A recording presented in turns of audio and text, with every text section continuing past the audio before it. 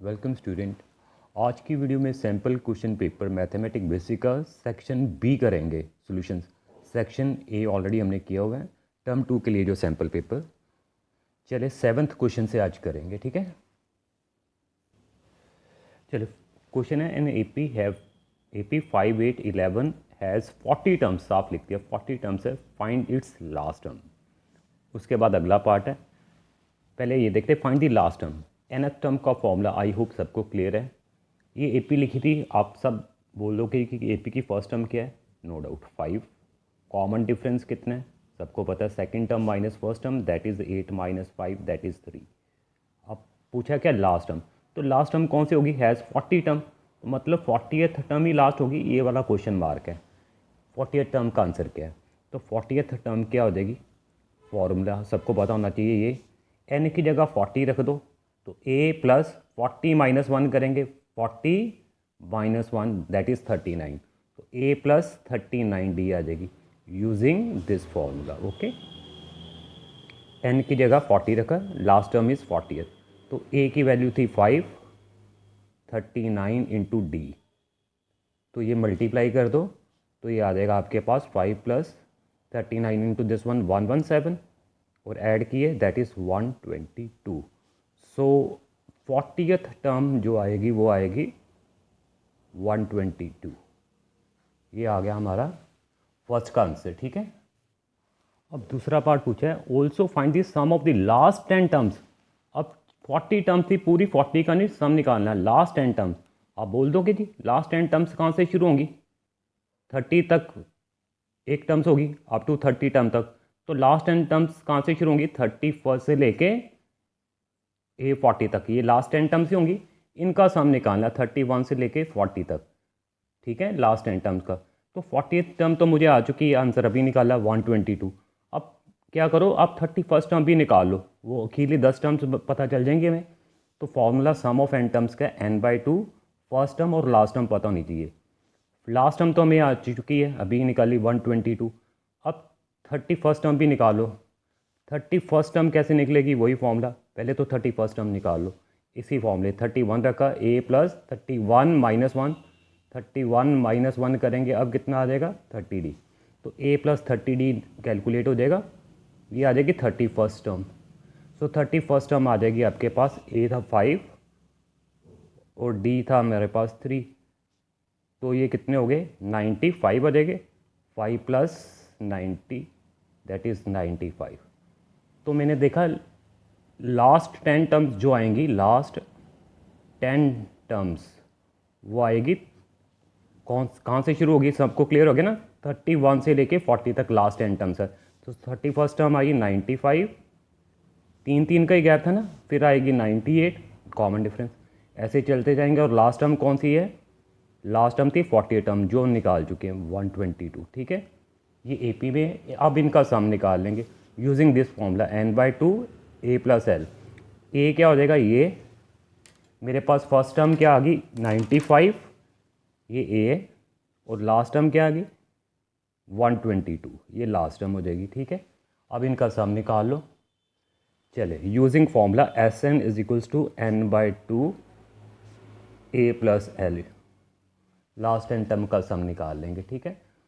n की जगह क्या रखेंगे जी 10, 10/2, फर्स्ट टर्म क्या थी 95 और लास्ट टर्म क्या थी 122, और इनको ऐड अप कर लो, ये तो कैंसिल हो जाएगा, 2 टाइम्स 5 टाइम्स आ गया, और ये कितने होंगे ऐड हो जाएंगे, ये आ जाएगा आपके पास 217, और ये मल्टीप्लाई कर लो, ये आ जाएगा 1085, that is the sum of the last 10 terms. ये आंसर आ गया सेकंड पार्ट का। आई होप सबको क्लियर है, एक बार रिकैप कर ले, find the sum of the last 10 terms. और भी मेथड है करने के, मैंने इस वे से कर दिया, दैट इज़ बेटर। ओके, चलिए 8th क्वेश्चन है, tree is broken due to storm in such a way that the top of the tree touches the ground and makes an angle of 30 degree with the ground. मान लो ये ए भी एक tree था, ये इसका top है ट्री का, A is a top B is a bottom, ठीक है, और कहीं से टूट गया, A tree is broken due to storm in such a way that top of the tree, जो टॉप था ए, वो नीचे आ जाएगा जब गिरेगा, ड्यू टू स्टॉर्म, ठीक है, नीचे गिर गया। मान लो इस सी पॉइंट से ब्रेक हुआ और नीचे गिर गया, and makes an angle of 30 degree with the ground. ये ग्राउंड थी हमारे पास और ये पॉइंट जो ए था नीचे आ जाएगा, ठीक है, touch is the ground. Length of the broken part, जो टूटा हुआ पार्ट है, टूटा पार्ट कौन सा था, ये था ना ए सी, ये टूट के नीचे आ गया यहाँ पे, ये टूटा हुआ पार्ट ए सी, ये ए सी या ये ए सी, ए की बात है, ठीक है। And the length of the broken part upper part of the tree is 8 metre. ये दी हुई है जी, जो ब्रोकन पार्ट है जो नीचे गिरा है यहाँ से ए सी नीचे गिरा, ये लेंथ कितनी दी हुई है, 8 मीटर, ओके। और makes an angle of 30 degree with the ground, साफ लिखा होता, जब नीचे गिरा ये टॉप, तो ये एंगल ग्राउंड से कितना बना रहा है, 30 डिग्री। तो अब पूछा गया find the height of the tree before it was broken. Height of tree क्या होगी, देखो ए सी भी ट्री का पार्ट है, बी सी भी ट्री का पार्ट है, पूरा ए बी था ट्री, ठीक है। ये जो टूटा हुआ हिस्सा नहीं है, ये टूटा हुआ हिस्सा है, बस आपको बी सी कैलकुलेट करना है, ये जो टूटा हुआ हिस्सा नहीं है, और ए सी ऐड कर देंगे, पूरी ट्री की हाइट आ जाएगी। आई होप सबको इतनी बात क्लियर होगी। मैं अभी फिर से रिपीट कर रहा हूँ। तो हमें ए सी क्या नज़र आ रहा है, जो ब्रोकन पार्ट ऑफ ट्री है उसकी लेंथ दी हुई थी 8 मीटर। बी सी क्या, जो हिस्सा टूटा नहीं है, अनब्रोकन पार्ट ऑफ ट्री, ये कैलकुलेट कर लेंगे, और ये एंगल 30 था। अब इस राइट ट्राइंगल में जाएंगे, तो इस राइट ट्राइंगल में हम निकाल लेंगे जी बी सी, ठीक है। In right triangle A B C, तो देखो एक ये चीज़ पता है, एक ये निकालनी, ये पता मुझे, एक एंगल पता है, तो सबको पता है परपेंडिकुलर ओवर हाइपोटेन्यूज क्या होता है, साइन थीटा। एक तरह ये परपेंडिकुलर हो जाएगी, ये एक तरह हाइपोटेन्यूज हो जाएगी, तो मैं साइन थीटा का फॉर्मूला लगाऊंगा, साइन 30 डिग्री, साइन 30 डिग्री वो क्या होगा, परपेंडिकुलर ओवर हाइपोटेन्यूज। परपेंडिकुलर थी बी सी, वो हमें निकालना है, और हाइपोटेन्यूज क्या है, 90 के सामने वाली साइड, ये हाइपोटेन्यूज है ए सी नीचे। तो साइन 30 की वैल्यू मुझे पता है 1/2, बी सी मुझे निकालना था, और ए सी मुझे पता था 8। अब ये सिंप्लीफाई कर लें तो कितना आ गया, क्रॉस मल्टीप्लाई कर 2BC इक्वल्स टू 8 आ जाएगा, तो BC आ जाएगा 4। जो टूटा हुआ हिस्सा नहीं है वो कितना आया, 4 मीटर। तो पूरी हाइट ऑफ ट्री, यही पूछा था ना, find the height of tree before it was broken. Height of tree क्या है, BC प्लस AC, AC तो 8 ही था, ठीक है। Therefore height of tree, height of tree that is BC plus AC। BC 8 था, BC 4 आया और 8 था, टोटल कितने हो गए, that is 12 metre, that is the height of tree. I hope सबको क्लियर है। चलिए इसके साथ चॉइस वाला क्वेश्चन वो भी देखें। दूसरा जो चॉइस वाला है, 2 poles of equal height are standing on opposite side on either side of a road 80 metre wide. मान लो ये 2 पोल से जिनकी हाइट इक्वल दी हुई, इक्वल हाइट, ए बी एक पोल है, एक CD पोल था, जिनकी हाइट सेम है, ठीक है। ये रोड थी हमारे पास, ये मान लो रोड है, ठीक है। दोनों ऑन आइदर, एक इधर रोड की तरफ है, दूसरा पोल दूसरी तरफ है। रोड की विड्थ कितनी दी हुई है, 80 metre wide, road is 80 metre wide, okay. अब आगे क्या लिखा, from a point between them on the road, कोई पॉइंट ले लो, लेटर से पॉइंट मैंने P लिया है, वो रोड के ऊपर है, ठीक है। The angle of elevation of the top of the 2 poles are respectively 60 degree and 30 degree. इस पॉइंट से मैं देख रहा हूँ, एक पोल को देखा जिसके टॉप को देख रहा हूँ, मान लो ये एंगल कितना बन रहा है, 60 डिग्री, ये एंगल 60 डिग्री बन रहा है। और इसी पॉइंट से दूसरे पोल के टॉप को देख रहा हूँ, वो एंगल कितना बन रहा है आपके पास, 30 डिग्री, ठीक है। सो ये इस पॉइंट से देख रहा हूँ, C को देखा तो एंगल बन रहा है 30 डिग्री। अब पूछा क्या, find the distance of the point, distance of this point from the 2 poles, मतलब P का डिस्टेंस इस पोल से कितना, मतलब BP निकालना है। एक पार्ट में हमें पूछा गया जी BP कितना है, इसी पॉइंट का डिस्टेंस दूसरे पोल से, मतलब एक निकालना हमें DP या PD। ये 2 क्वेश्चन मार्क हमें पूछे गए क्वेश्चन में, ठीक है। चले आइए सॉल्व करें। तो दोनों पोल्स की बेटा हाइट क्या थी, इक्वल थी। मान लो अगर ये पोल की हाइट h है तो इस पोल की भी हाइट कितनी है, h ही है, ठीक है, इक्वल हाइट। मान ली A B is equal to C D, दोनों एच एच है। बी पी मान लिया, एक हमें बी पी निकालना था ना, पहले देख लो बी पी निकालना था। इस पॉइंट का डिस्टेंस ये निकालना था पोल से, मान लो x है यहाँ तक। अगर ये x है, टोटल कितना था यहाँ तक पूरा 80, x माइनस कर देंगे तो ये चीज़ कितनी आ जाएगी 80 माइनस एक्स। तो पी डी कितना आ जाएगा, p और d का डिस्टेंस कितना आ जाएगा, ये p पॉइंट था, ये आ जाएगा 80 माइनस एक्स, यहाँ से यहाँ तक। ओके, यही हमें निकालना था, ये डिस्टेंस कितना है और ये डिस्टेंस कितना है। क्लियर है। तो ये मैंने लिख दिया, ये अगर ये x मान लिया तो ये 80 माइनस एक्स आ गया। अब बाकी ट्राई करो। इस येलो ट्राइंगल में चले जाओ, किसमें, in triangle A B P.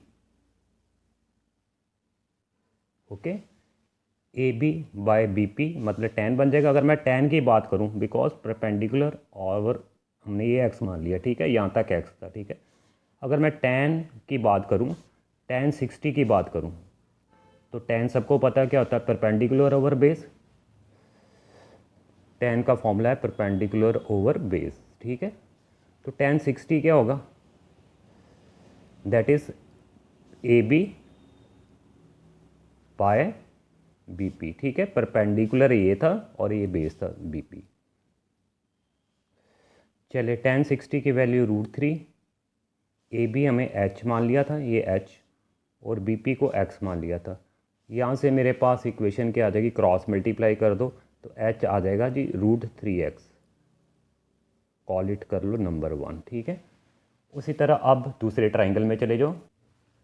तो रेड वाले ट्राइंगल में पी सी डी में, in triangle P C D, वही tan 30 डिग्री अगर लगाऊं, tan 30 डिग्री वो होगा परपेंडिकुलर, ये हो जाएगा C D upon base, perpendicular और base P D. That implies tan 30 की वैल्यू सबको पता है 1/√3, सी डी एच मान लिया था, एच आ गया, और पी डी कितना आया था लिख चुके हैं 80 माइनस एक्स, यहाँ देख लो 80 माइनस एक्स। तो क्रॉस मल्टीप्लाई कर दो, ये भी इक्वेशन क्या आ जाएगी, एच क्या आ जाएगा, क्रॉस मल्टीप्लाई करेंगे, दैट इम्प्लाइज एच आ जाएगा यहाँ से 80 माइनस एक्स बाय √3, ये चीज़ इधर आ गई, ठीक है। ये आ जाएगी, कॉल इट कर लो नंबर 2 इक्वेशन, ठीक है। अब इजी को देखो, फर्स्ट ट्राइंगल से इक्वेशन एच में आई थी, ये एच, ये भी एच, दोनों सेम है। अगर ये दोनों सेम है तो ये भी आपस में दोनों क्या होंगे, सेम हो जाएंगे, इक्वेट हो जाएंगे equation 1 and 2, from 1 and 2, from 1 and 2, ठीक है। एच सेम है और ये भी क्या होंगे, same. √3x is equals to 80 minus over √3, cross multiply, ये हो जाएगा √3 3x हो गए, 80 माइनस एक्स। अब सिंप्लीफाई कर लो, x एक तरफ ले आओ, 3x प्लस एक्स आ जाएगा, 3x plus X equal to 80, that implies 4x equals to 80, that implies x equals to कितना आ जाएगा, 4 से डिवाइड कर देंगे 20। तो कहने का मतलब क्या हो गया, 20 आ गया, मतलब ये आ गया डिस्टेंस 20, तो ये कितना हो जाएगा, देयरफॉर बीपी क्या था क्वेश्चन में, हमें x ही माना था ना, एक आ गया बीपी था x, वो आ गया 20 मीटर। तो पीडी कितना आ जाएगा, वो था 80 माइनस एक्स, ये वाला डिस्टेंस पीडी कितना आ जाएगा 80 माइनस एक्स, पीडी कितना आ जाएगा 80 माइनस एक्स, एक्स आया अभी 20, that is 60 metre. So distances क्या आ गए, एंड में लिख देंगे, so point P is at a distance of 20 metre from one pole and 60 metre from, and point P is at a distance of 60 metre from other pole, ठीक है। सो यही हमें पूछा था, इस पॉइंट का डिस्टेंस इस पोल से 20 है, इस पॉइंट का डिस्टेंस दूसरे पोल से कितना है 60 मीटर। आई होप सबको क्लियर है, ठीक है। चले नेक्स्ट क्वेश्चन, चले क्वेश्चन नंबर 9 है, P A and P B are tangent drawn to a circle with centre O, P A 6 है, angle A P B angle 60 degree है, then find the length of the chord A B, chord A B की length कितनी होगी, ये length 6 थी। तो property हमको पता होनी चाहिए, सबको पता है कि एक्सटर्नल पॉइंट हो पी से, दो टेंजेंट ड्रॉ होंगी पी ए और पी बी, और दोनों की लेंथ हमेशा क्या होती है, same. P A is always equal to P B. Length of two tangent drawn from the external point to a circle are equal. अगर ये 6 थी, ये भी 6 थी, पर क्वेश्चन में तो हमें ये पूछा है कि ये कॉर्ड की लेंथ क्या होगी, ठीक है ना, ये हमें निकालनी है। तो ये दोनों लेंथ इक्वल है, तो ये वाले एंगल भी इक्वल आ जाएंगे ना, दोनों एंगल अपोजिट इक्वल साइड, इसके सामने ये एंगल, इसके सामने ये एंगल, दोनों इक्वल हो जाएंगे। बस इसी को यूज़ करेंगे और कंप्लीट करेंगे। आए देखें, तो हमें पता चल गया कि P A is equals to P B, length of two tangent from the external point are equal. तो दैट इम्प्लाइज अगर दो साइड्स ये वाली इक्वल थी तो इनके अपोजिट एंगल, ये वाला एंगल इसके अपोजिट ये एंगल इक्वल होगा। अगर ये एंगल एक्स मान लिया तो ये भी एंगल कितना होगा, एक्स हो जाएगा। क्लियर? तो मान लो therefore angle P A B is equal to P B A, ये लिख दिया, angle opposite equal sides are equal, मान लो एक्स के इक्वल है। In triangle A B P में गए बेटा, एंगल सम प्रॉपर्टी लगा दो, this plus 60 equal to 180 angle sum property से। ये हो गए 2x, 60 माइनस किए 120, 2 से डिवाइड करेंगे, एंगल आ गया 60। अब इसका मतलब क्या है कि एंगल 60 आने का मतलब क्या हो गया कि तीनों एंगल्स बराबर हो गए, ये 60, ये भी 60, ये भी 60। तो मतलब क्या हो गया कि इक्विलेटरल ट्राइंगल हो गया। आगे क्या कर देंगे जी, उसके बाद therefore angle A P B, ये तो है ही 60 था, P A B is equals to P B A. ये तीनों एंगल्स इक्वल हो गए, कितने हो गए, सभी 60 डिग्री के इक्वल आए, ठीक है। दैट इम्प्लाइज अगर सभी एंगल 60 है, ए पी बी क्या हो जाएगा, is an equilateral triangle. A P B equilateral triangle बन जाएगा। तो सबको पता है इक्विलेटरल ट्राइंगल में सारी साइड्स क्या होती हैं, इक्वल। तो ए बी साइड किसके इक्वल होगी, जितनी ए पी के इक्वल है, पी ए के बराबर, और वही पी बी सारी बराबर हो जाएंगी। हमें पूछी थी ए बी और पी ए हमें 6 था, दैट इम्प्लाइज ए बी कितनी आ जाएगी, 6 centimetre. So chord A B जो थी क्वेश्चन में, ये पूछी थी कॉर्ड ए बी की लेंथ कितनी है, that is 6 centimetre. I hope clear है, एक बार रिकैप करें, ठीक है। चलिए 10th क्वेश्चन है सेक्शन बी का last question. The sum of the squares of the three positive numbers that are consecutive, साफ लिख दे कॉन्जिक्यूटिव है, multiple of 5 is this one. पहले तो देखो मल्टीपल ऑफ 5 का मतलब क्या हो गया, जो 5 के टेबल पे जा रहे हैं, 5, 10, 15, 20, 25, ये सारे मल्टीपल ऑफ 5 हैं, ठीक है। अब कॉन्जिक्यूटिव का मतलब क्या हो गया, कॉन्जिक्यूटिव का मतलब बिल्कुल साथ लगते हैं, जैसे ये बिल्कुल तीनों साथ लग रहे हैं, ठीक है। ये नहीं कि एक ये उठा लिया, एक ये उठा लिया, फिर अगला उठा लिया 30, ऐसे नहीं। कॉन्जिक्यूटिव कोई भी तीन साथ लगते, ठीक है, चाहे ये तीन उठा लो, कॉन्जिक्यूटिव है, ठीक है। तो कंडीशन क्या बनेगी, जब भी 3 कॉन्जिक्यूटिव नंबर आ जाए, एक अगर 5x लिया है तो अगला कौन सा आएगा, उसमें 5 ऐड करेंगे। 5x पहला लिया है तो 5x + 5 करके अगला आएगा, 5 ऐड करेंगे तो अगला कैसे आएगा, 5x + 5 आया, उसमें फिर से 5 ऐड करेंगे, 5 और ऐड करो तो कितना हो जाएगा, 5x + 5 + 5 10 ही हो जाएगा। ये 3 कॉन्जिक्यूटिव मल्टीपल ऑफ 5 आ जाएंगे। जब भी अगर मैं बोलूँ 3 के कॉन्जिक्यूटिव मल्टी, पहले 3 के होंगे, 3 के अगर बोलूँ, एक 3x है, दूसरा आएगा 3x + 3, 3x + 6, ऐसे, ठीक है। अभी 5 की बात चल रही है, 5x + 5, 5x + 10, ठीक है। अब क्वेश्चन में लिखा क्या था, sum of the squares of 3 consecutive multiple of 5 is 725। इनके स्क्वायर करो, पहले का स्क्वायर कर दो अकॉर्डिंग टू क्वेश्चन, पहले का स्क्वायर, दूसरे का स्क्वायर 5x + 5,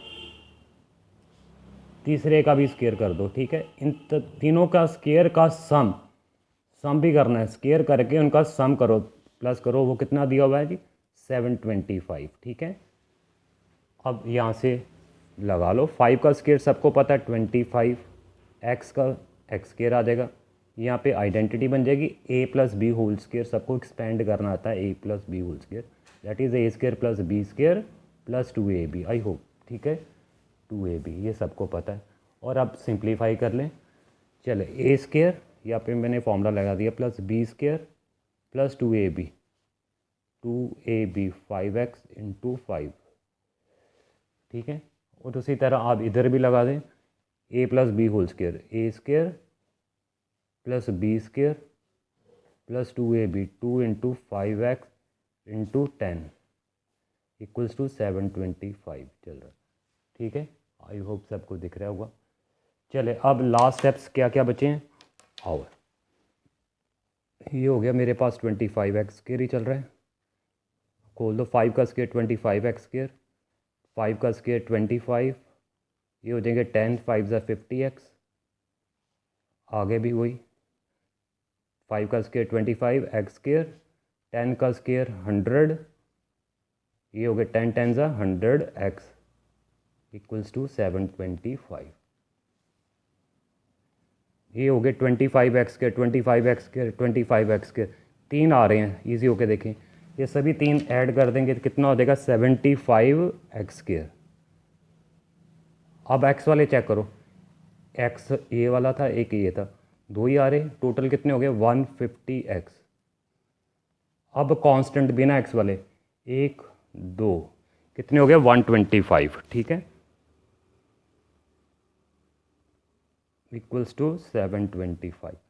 यहाँ तक कोई डाउट नहीं होना चाहिए। अब सब कुछ एक तरफ ले आओ, राइट हैंड साइड ज़ीरो कर दो। 150x plus 125x minus 725 equal to 0। तो क्वाड्रेटिक इक्वेशन बन गई आपके पास। ये कितना आ गया 75x स्क्वायर प्लस 150x, ये माइनस कर देंगे -600। अब क्वाड्रेटिक इक्वेशन सबको पता, standard form A X square plus B X plus C equal to 0। अब जिस मर्जी मेथड से सॉल्व कर लो, पहले अगर कुछ कॉमन आ रहा है निकाल लो। 75 से सारी इक्वेशन डिवाइड हो रही है, बहुत सिंपल नंबर आ जाएंगे। एक्स स्क्वायर जब 75 से डिवाइड करेंगे तो 2 ही आ जाएगा ना, यहाँ पे बचेगा 2x। 600 को 75 से डिवाइड करके देख लो, ये कितना आ जाएगा आपके पास 8 टाइम्स चला जाएगा। 25 3 ज़ा 25 2 ज़ा, ठीक है, 24 हो जाएगा, 8 टाइम्स पूरा चला गया। तो माइनस सामने तो माइनस भी, ठीक है। एंड लास्ट स्टेप क्या आ गया मेरे पास, X square plus 2x minus 8 equal to 0। 75 नीचे आ जाएगा, ये स्टेप सीधा लिखेंगे, ठीक है। 0 ओवर एनी नंबर इज़ 0। अब क्वाड्रेटिक बन गई। अब प्रोडक्ट कितना चाहिए सबको पता है, -8, और सम कितना चाहिए सबको पता है 2। तो फैक्टर क्या होते हैं, -4 इंटू 2 -8 आ जाएगा, माइनस इधर आएगा, -8 4 -2 करेंगे 2, पॉजिटिव 2 चाहिए था, ठीक है। सो फैक्टर हमने बना लिए 4x minus 2x minus 8 equal to 0। तो कॉमन लो, x common x plus 4 -2 common x plus 4, या तो ये 0 है, अगले स्टेप में लिख देंगे। पहला 0 होगा तो आंसर मिलेगा -4, अगर वो 0 है तो x का आंसर मिलेगा 2, but x cannot be -4, therefore x is 2। क्यों, x is a positive multiple है, तो हमें निकालने तो यही था ना नंबर, ये 5x, x चाहिए था, x पॉजिटिव कोई भी इंटीजर है, ठीक है। 5x तो पहला नंबर था 5x, दूसरा था 5x प्लस 5, तीसरा था 5x प्लस 10। तो x की वैल्यू रख लेंगे, ये 3 नंबर्स आ गए, 3 कॉन्जिक्यूटिव मल्टीपल ऑफ 5, ठीक है। x की वैल्यू रखो जी यहाँ पे 5 into 2, 5 into 2 plus 5 comma 5 into 2 plus 10। तो ये हो गया जी, पहला नंबर आ गया 10, फिर आ गया 15, 10 प्लस 10 20। ये 3 कॉन्जिक्यूटिव नंबर्स है, एंड में साफ लिखने हैं, ठीक है जी। Answer is 10 15 20। इनके स्क्वायर का सम कितना होगा, वो होगा जी आपके पास 725। चलिए, थैंक यू वेरी मच।